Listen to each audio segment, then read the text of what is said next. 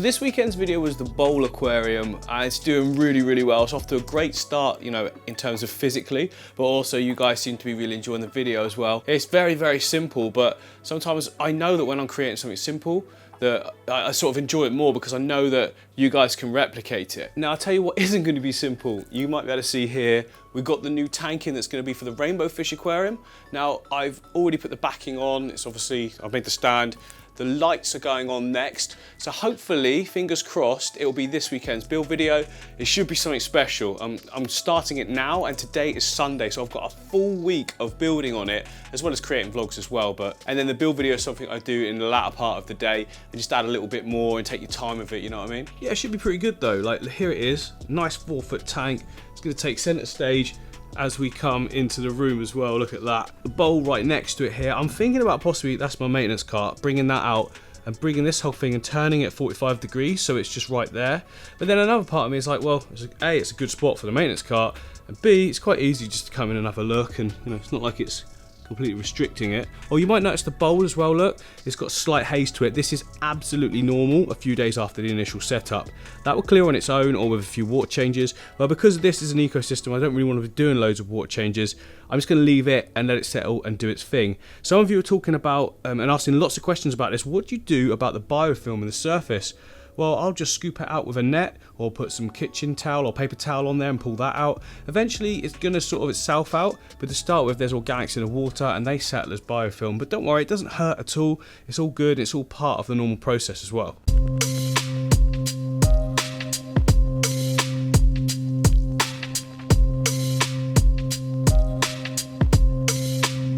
So yeah, sometimes people ask me funny questions like, what do you do if you've got biofilm? Or what do you do if you've got like a mineral deposit along the top of the water line? How do you get rid of that? I just clean it off. You've got to expect there to be some sort of level of maintenance, haven't you? And to be honest, things like that, I do as I see them. Like if I'm walking past the tank, I'll just quickly just run my finger along it like that. And that's enough to sort of clean it off for that time. Well, they're saying I felt like quite a lot of residue was on there then. I think we've got a little bit of biofilm build up, which is not actually something that should happen on this tank because I've got surface skimmers. So that's telling me that they're like blocked or not working right. Let's have a look. Yeah, here we go. Look, so there we look. You can see all of this is biofilm, which means it's like organic stuff on top of the, or bacteria or whatever. It's all like collecting on the top of the surface, and that's because look, you can see there's the surface skimmer. Well, it's not allowing the surface to go to it. So if we open that up, look. Here it comes, and that'll actually clean off all of that surface in no time. You can see it all, it's already making its way in that direction. So yeah, sometimes just doing these little things like coming up to the tank, running your finger all the way along it, you'll notice something else. I wouldn't have noticed that was not working properly as it should if I didn't feel all of that oily sort of surface. Fish are trying to bite me, trying to peck at me. I think I'm going to feed them. But you're going to be fed soon. But first of all, we're going to do what we actually came here to do, which was add the new fish to the tank. Let me sort out the lighting. There we go. So we don't really need any maintenance on the tank. Normally before I add fish, I'll do the maintenance that's needed. But this looks great, doesn't it? The only real thing is I'm going to take off some of the floating plants again because, as you can see, they've quadrupled. But that's good. Again, that's what we want. There we go, look, it's all set up, it's looking great. I was meant to cut this tiger lotus lily pad off because if you let it hit the surface, it actually stops it growing down at the base here with all these beautiful red plants. The thing is, it looks awesome, doesn't it? So I'm just going to leave it. I've already got the green ones hitting the surface over here now. They look awesome on top of the water, look at that, that's why they call it a tiger lotus. Tiger print all over it. But anyway, we need to go check up on the male Congo Tetras. They're over in the quarantine tank. The females are waiting for them. A bunch of cougars in the background there, waiting for their men.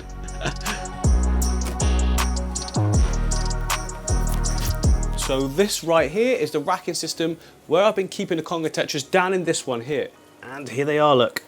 Oh, turn that up a bit. Look, males, look at the colours. Look at those, they've got like reds, blues, little white tips to the back of the fins as well. They look so good.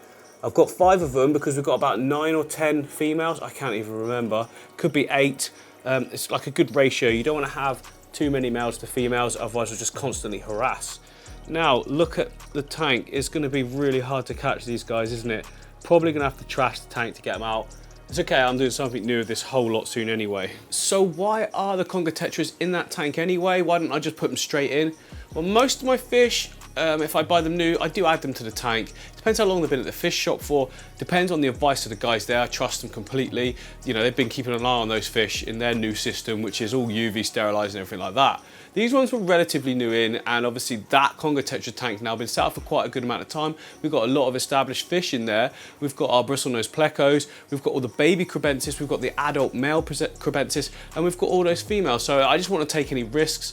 So it's been a couple of weeks, I think, so they've been, you know, in the quarantine, doing absolutely perfect, no like ick or anything like that, no signs of any problems at all. So now I think it's time to put them in. Right, I think the strategy here is going to be just to get in there with the net and sort of bang it along the bottom, scooping underneath. It's probably not going to go anything like that at all, but that's how we've got to start with some sort of plan, right?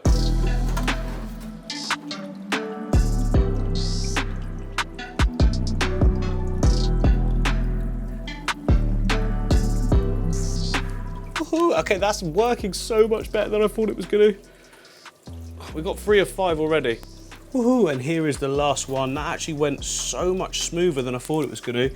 Minimal stress, in and out, really good. Now, as always, I heat both of these studios to the same temperature. So the water itself is what is the temperature. Does that make sense? I think it does. Basically, I don't need to temperature acclimate. We can put the fish straight in. They should be happy in their new home. It's gonna have so much space. Right, here we go, they're going in. Let's try and pay close attention to the males and the females and see how or if they even interact. Go on then, they're staying in. Out to swim. Come on, just staying there. Here they come, here they come. They're not gonna have all their full colors for a little while, are they? But, oh, look at that.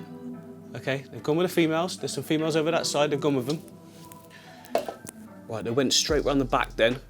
Where are they? Can we spot them amongst the group? Oh, here we go, there's 2 down here now. The male crebensis is attacking them. They obviously don't know the rules yet, that they're not allowed in his area. King crebensis, we are terribly sorry. There we go, there's a male. Look at that, they stand out massively compared to the females. Look, they've just got that blue sheen to them, way more. And that's literally seconds after just adding them as well. Look, the whole tank is just alive. They know something's different. Either that or they think I've put food in and there isn't any available. But yeah, straight away, that's pretty awesome, isn't it? We've got some really good schooling activity going, or maybe it's like some kind of behavioural display for the males. The females will be aware that the males are there straight away for sure. Look at that, like flashing, like banging up against them and stuff. There we go, look, there's 2 males, female as well. Look at that, that's so cool, isn't it? What's that? Some piece of vegetation just floating. Look at this. Right, I have not seen schooling like this from these fish yet. Backwards and forwards, left and right. They know something's different. This is really cool. What if we can get some babies? How amazing. Although saying that, the chances of babies in this tank surviving, what with all the crebensis, bristlenose we've got as well, like the eggs would have to survive, wouldn't they? Don't think there's much chance of it, but even still, all this behaviour that I've never seen before, obviously, because let's face it, I'm relatively new to the hobby in terms of numbers of fish that I've kept. Obviously, being a YouTuber, it's all accelerated, but still, I've never seen this before. And I have obviously seen the males and females together in the shop, but that's definitely not the same as this. I do feel like this does represent quite nicely a natural environment for them. Yeah, let's be honest, there's not going to be Java ferns in Africa, is there? But I mean, like, we've got the tannins in the water, we've got darker areas, we've got cool floating plants, loads of sort of areas for them to go in and out of, and they seem to really enjoy it. I enjoy watching them exploring it anyway. Don't forget, in this tank, guys, we've still got the bristlenose going around cleaning everything. That one got a bit spooked, but yeah, we've still got them going around. There's one in the background there, look, on one of the rocks. There's that male Congo right in the foreground. Oh, this should be looking so good. I'm going to come back in like a couple of hours or so. I've got to go back for some lunch, back home for some lunch. I'm gonna come back in and just see how, if things are any different, coloration, that sort of thing. They seem to be calming down a little bit more now. Oh, it's all over. The males are not impressed. The females have had enough of them bugging them already. Game over.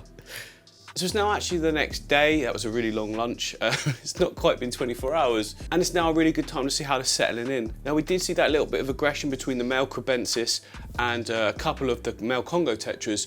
I think that was just the crebensis being defensive and probably, you know, it's not going to be an issue. It's a plenty big enough tank, isn't it, for all these fish to coexist together. Let's take a closer look. Hello, little buddies. Are you okay? Oh, look, there's male. Looking good. Male, yeah, all the males are together, actually. 1, 2, 3, 4, 5. Yeah, we've got them all together. They're all accounted for, present. Looking good as well. Look at those colours. It's strange. I didn't expect them to be so obviously different from the females. And they're only still young'uns. Remember, they're going to get so much bigger than this. The finnage will get way bigger as well. Colours more vibrant. I can't wait for that.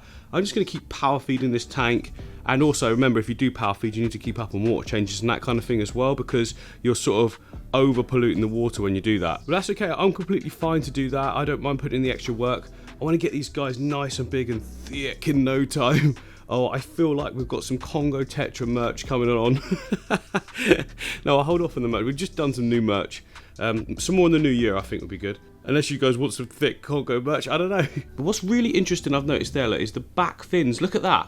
So you've got those two sort of white spikes with the black inside part. It looks so good, doesn't it? That's a shot right there. Wow.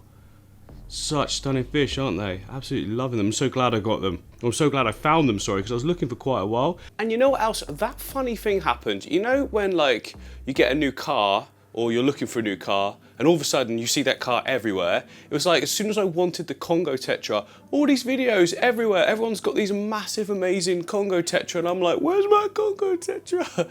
So, even though these guys were small, I was so pleased to find them. So eventually though, they are obviously gonna get bigger. That'll be quite a fun process to watch. Now I could have traveled further afield, obviously, to find a fish or got them delivered, but I like sticking to my local store. I just enjoy it. And that is where I managed to get these awesome guys. Look at I'm happy to see you too. So these guys are my electric blue Acara. We're currently on our second batch of, actually they're proper fry now. They're swimming so well. I came in over the last few days and I didn't have my camera with me at the time, but I managed to get some footage on my phone of the wigglers that are no longer wigglers. They're just everywhere. Well, I've just come into the studio just to check on everything. Look down here, hopefully the lighting's okay. Look, the babies are doing awesome. And in fact, I think some of those are, no, they're all the same size. The camera's just making some look bigger. Like here's mum or dad, who even knows anymore. Oh, sorry. That's so cool. Like, that's what I thought. This area here is really good for protecting, or mum's just protecting. I'm filming this on my phone, by the way, guys, so I haven't got time to grab my camera. And there's the other two. And then right down in this corner, look, it looks like a really easy territory to defend because we've got the Amazon sword sort of creating, I don't know what I'm saying, but you know what I mean. Look at that, they're so cool. Proper swimming around now. Look at the height up there. It's right safe in this area. I just said that. I'm going to keep feeding them as well so that they can have some food because there's no, it's quite a new setup, isn't it? So there's no marmor detritus on the bottom here. Let me zoom in. This phone's supposed to film in 4K, but that does not look like 4K to me. Maybe it's because the lighting's terrible. Yeah, so that was shot on my phone just a couple of days ago, but you should see these guys now. They're like everywhere. Now, when I say everywhere, I still mean round here in this back section. Look at this. Wow, turn it all up. Turn everything up. Look at that lot. There's so many babies there. Yeah, what I was trying to say before, but I was a bit too excited. There's the mother or father. It's got to be the mother, isn't it? We reckon there's 2 mums in this tank. There we go. Look, she sees me. She's not massively happy with me being here. But yeah, what I was trying to say before was that this is a really good area to defend, isn't it? Because there's a sword there, there's a sword there, and there's a gap in the middle, look where she's going now, and there's some rocks, or wood, sorry, either side of that. So you've got to sort of come through that opening because the rest is just full up with plants. So this should be a really great area to defend. And already I think that these guys have lasted a little bit longer than the previous batch did. They're certainly moving around a lot more. So now the $1 million question, do I just scoop a few out and put them in the tank on their own? Or is that going to take away the reward of all this too much? I think it will. I mean, that makes it too easy. Or, you know, I want this to happen of its own accord, mother bringing them up and the baby surviving. I don't want to intervene at all. I don't know. That's definitely something that I need to think about. I think I've got some time. It's not like they're going to disappear overnight, hopefully. I mean, by the time you see this video, you guys, you know, chirp in, should I take some out just to ensure, you know, put them in one of my cubes up the top there, just a little, just a few, like 5 or 6 of them, and just feed them up? Or should we just leave it as it is? I'm more inclined to let it happen as it is, but I think it's more than likely they won't survive that way, and we'll have to wait for future batches, and that might be a good way of doing it as well. Oh, it's so hard to know, isn't it?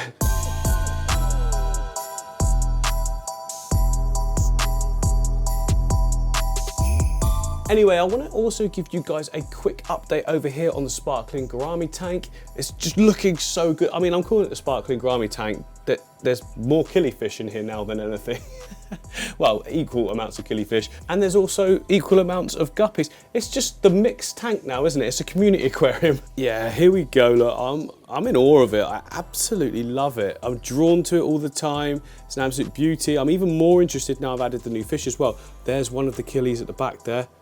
You can see him there, look at that. Awesome, not a big one. And then we should have one that's always near the surface. There it is, the gardener, is it, killifish? Look at that, another one. They're all waiting for food. They all know when I come this close, it's food time. Moss is just at the limit now, I think, of where we want it, and I can trim it back again. The rest of the plant's looking so good.